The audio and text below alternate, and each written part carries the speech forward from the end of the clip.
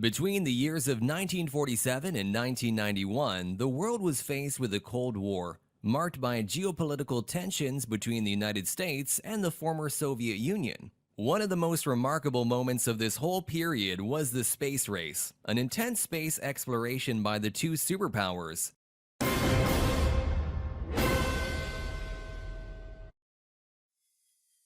It was even during this period, on July 20th, 1969, that Neil Armstrong and Buzz Aldrin manning the Apollo 11 rocket set foot on the moon. That's one small step for man, one giant leap for mankind.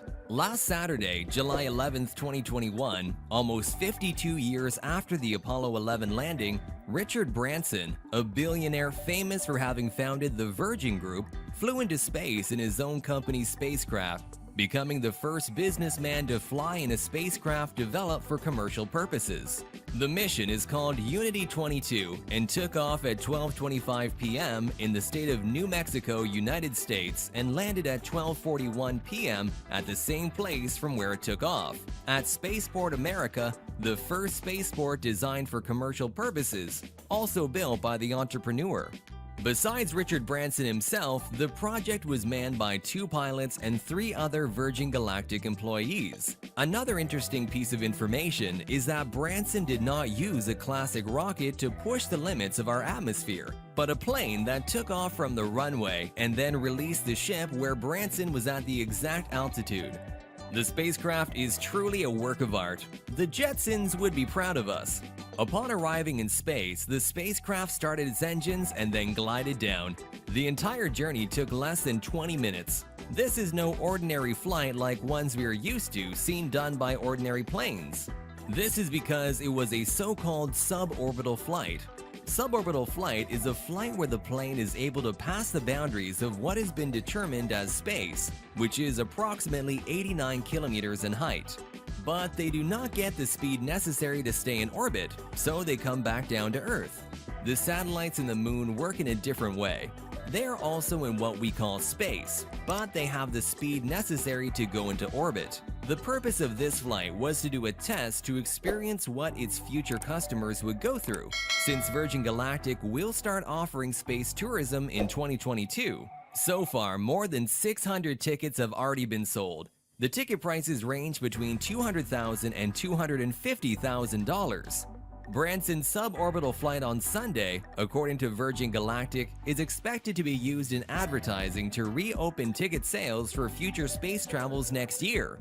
Besides giving the beginning of what is called the space tourism era, it's influencing other billionaires who are entering what would be a new space race, but this time run by private companies. Bezos stepped down as CEO of Amazon on July 5th this year to devote himself 100% to this new initiative of his. And guess who is manning the company's spaceship? That's right, the egghead himself. Bezos' trip will take place on July 20th, and he will be crewed by his brother, Mark Bezos, aviator Wally Funk, the oldest person ever to go into space, and an anonymous bidder for the spot at an auction for $28 million. He intends to reach the 100-kilometer altitude milestone, crossing the Kármán line, the line that divides the Earth's atmosphere and outer space. The new space race, or New Space as it has been called, is bringing together more and more multi-millionaires to try and commercialize space tourism in the coming years. Among these names are Richard Branson, Jeff Bezos, and also Elon Musk. They all talk about trips to space, to the moon, and even to Mars. Elon Musk's company SpaceX has already announced that by the end of this year, they want to take the first tourists into space. But ahead of his competitors, he will not go along on his mission, but some American residents who applied on the website and will be selected. But Elon has also gone a little further and said that he wants to live on Mars. According to his own words, "I want to die on Mars, and not in an accident." But Branson's adventures were not always successful. When he crossed the Pacific Ocean in a hot air balloon in 1991, he missed course and, instead of landing in Southern California as predicted, landed on a frozen lake in Canada. He had already tried to take the same oceanic balloon trip 4 years before, this time over the Atlantic, but the adventure almost ended in tragedy. Another iconic adventure was when Branson tried to beat the record for crossing the English Channel aboard a motorboat at high speed. He didn't break the record. The fact is, this is the British billionaire's trademark. He tends to take risks as a poster boy in the launch of his own companies, which currently number more than 40 in various fields, from air transport to telecommunications, spread over 35 countries.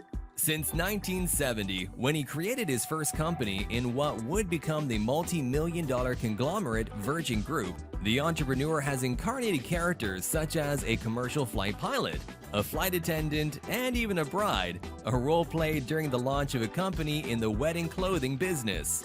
Branson currently has a fortune valued by Forbes magazine at $5.6 billion. According to his biography on the Virgin conglomerate website, his first company was created in 1970, a record distributor, Virgin Mail Online, which shipped records to buyers by mail. Then Virgin Records came. One of the first customers was, amazingly, the Sex Pistols. The Rolling Stones, among other bands, not only British ones, also went through the label. Its newest venture is Virgin Galactic, which plans to increase its capital by inaugurating space travel for tourists in 2022.